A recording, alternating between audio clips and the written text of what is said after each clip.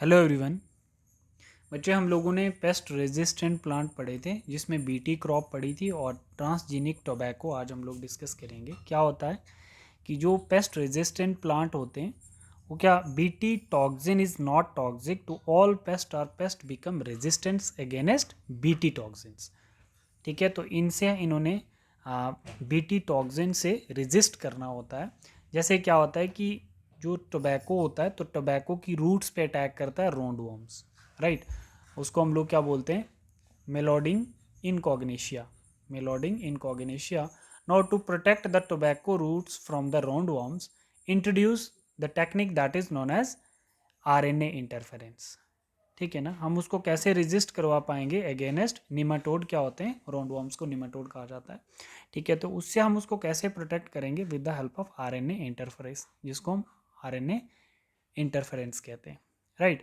तो RNA interference का मतलब होता है साइलेंसिंग ऑफ एमआरएनए। बट इससे पहले आपको थोड़ा ये पता होना चाहिए, जैसे हमारे पास क्या होता है कि जो आरएनए इंटरफेरेंस होता है, जैसे सेंट्रल डॉगमा आपको दिख रहा है, ये है सेंट्रल डॉगमा, राइट।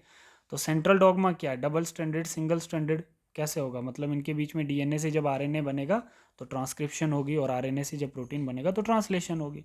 सिंपल हम लोग क्या करते हैं कि जो रोंड वर्म्स है ना, वो क्या करते हैं, नोड्यूल्स बना लेते हैं टोबैको की रूट्स पे, है ना। तो कोई भी एक्सप्रेशंस होती है किसी भी जीन्स की तो वो अपने प्रोटीन्स की फॉर्म में शो करता है। तो जब हम आरएनए इंटरफेरेंस की बात करते हैं तो इट मीन्स कि हम रोंड वर्म्स को क्या कर देते हैं, उसके जीन्स में ट्रांसलेशंस को स्टॉप कर देते हैं। कहने का मतलब है कि यहाँ पर क्या कर लेंगे हम लोग, यहाँ पर ट्रांसलेशंस को स्टॉप कर देंगे। ठीक है ना, यहाँ पर ट्रांसलेशंस को स्टॉप कर देंगे तो एमआरएनए से प्रोटीन ही नहीं बनेगा। तो जब प्रोटीन ही नहीं बनेगा तो क्या होगा कि उससे हमारा जो टोबैको होगा वो प्रोटेक्ट हो जाएगा फ्रॉम द राउंडवॉर्म्स। ठीक है ना। तो इसका जो जीन्स था, जो रूट नोड्यूल्स बनाता था, ठीक है ना, जिससे क्या होता था कि हमारा जो टोबैको का रूट था वो खराब हो रहा था राउंडवॉर्म्स के इस जीन से। बट राउंडवॉर्म्स के जीन्स को हम लोगों ने इसका एमआरएनए से प्रोटीन्स बनाने का जो ट्रांसलेशन वाला प्रोसेस था उसमें आरएनए इंटरफेरेंस करके हमने प्रोटीन सिंथेसिस को स्टॉप कर दिया। तो इसको हम लोग बोलते हैं साइलेंसिंग ऑफ एमआरएनए। मतलब निमेटोड जो होंगे, no protein synthesis, nematode no destroy our crops like tobacco plant as well. बात समझ में आ गया आप लोगों को।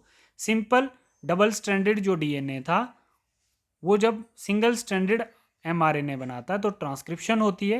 यहाँ पर क्या हो जाता है कि सिंगल स्ट्रैंडेड आरएनए को डबल स्ट्रैंडेड बना दिया जाता है और प्रोटीन्स में कन्वर्ट एमआरएनए को नहीं किया जाता है। तो उसी को हम बोलते हैं साइलेंसिंग ऑफ एमआरएनए।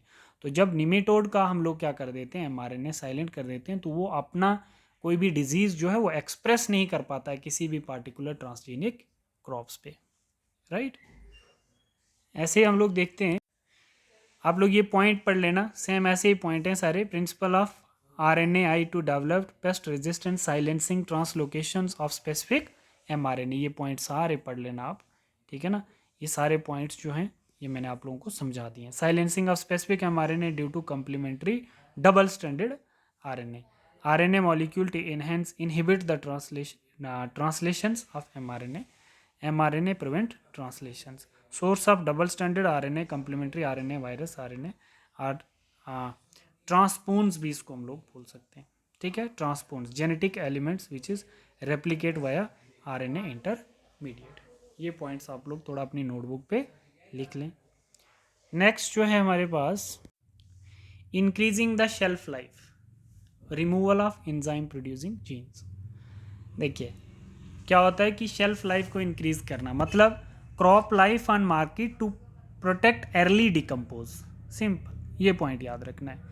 क्या होता है कि biotechnology to increase the shelf life, biotechnology जो होगी वो शेल्फ लाइफ को इंक्रीज करेगी। वो कैसे, जैसे फ्लेवर सेवर होते हैं ना, फ्लेवर सेवर टमाटो जो है हमारे पास वो क्या है, एक ट्रांसजेनिक टमाटो है। ठीक है, उसमें क्या होता है, उसमें क्या होता है कि does not ripen easily, right, और improved flavour, right. ripened required beta polygalactoronase enzymes, genes for this enzymes is removed to make flavor saver। तो हम नॉर्मल टमाटो में से ये जीन्स रिमूव कर देंगे जो उसको जल्दी पका देता है। तो हम इसको रिमूव कर देंगे तो काफ़ी देर तक जो टमाटो चलता है उसको हम फ्लेवर सेवर टमाटो कहते हैं, जिसमें से हम बीटा पॉलीग्लैक्टोरोनियस एंजाइम्स रिमूव कर देते हैं। पकने वाला एंजाइम रिमूव कर देंगे तो शेल्फ लाइफ जो होगी किसी भी क्रॉप की, तो वो इंक्रीज हो जाएगी with the help of biotechnology, right. First step, genetic modifications were food producer to ensure larger profit by keeping food fresher longer. This allowed for further travel to go and longer availability at market etc. Clear हो गया सबको? तो enzyme ये याद रखना, ये निकाल देंगे तो ये सब पॉसिबल हो जाएगा, ठीक है। और साथ में क्या होता है कि ऑक्जेलोएसिटिक एसिड जो होता है इस एंजाइम के रिमूव करने से वो भी ख़त्म हो जाता है टमाटो के अंदर, और उसका ख़त्म होना मतलब टमाटो का कार्सिनोजेनिक जो एजेंट्स होते हैं वो इंक्रीज़ हो जाते हैं उसमें। तो फर्दर जो होते हैं इसीलिए कंट्री में बैन किए गए हैं BT tomato, BT potato, BT crops जितनी भी हैं एक्सेप्ट बीटी कॉटन, क्योंकि उसको हम खाते नहीं हैं, तो बाकी वाली जो है वो बैन कर दी गई हैं। क्यों?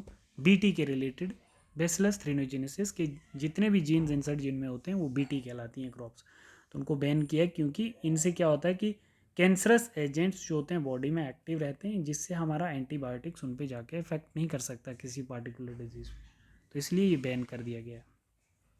नेक्स्ट देखते हैं हम लोग, ये है हमारा फ्लेवर सेवर टमाटो। इसके करैक्टर देख लेना, लॉन्ग लास्टिंग टमाटो भी बोलते हैं इसको। इसमें से हमने जीन्स एक्सट्रैक्ट कर दिया बीटा पॉलीग्लैक्टोरोनियस, ठीक है। ये काफ़ी मीठा होगा, इसमें वो ऑक्जेलोएसिटिक एसिड ख़त्म हो जाता है जैसे ही हम ये एंजाइम निकालते हैं, ठीक है बच्चे। तो नेक्स्ट हम देखते हैं बायोफोर्टिफिकेशंस। बायोफोर्टिफिकेशंस हम लोग नेक्स्ट वीडियो में देखते हैं।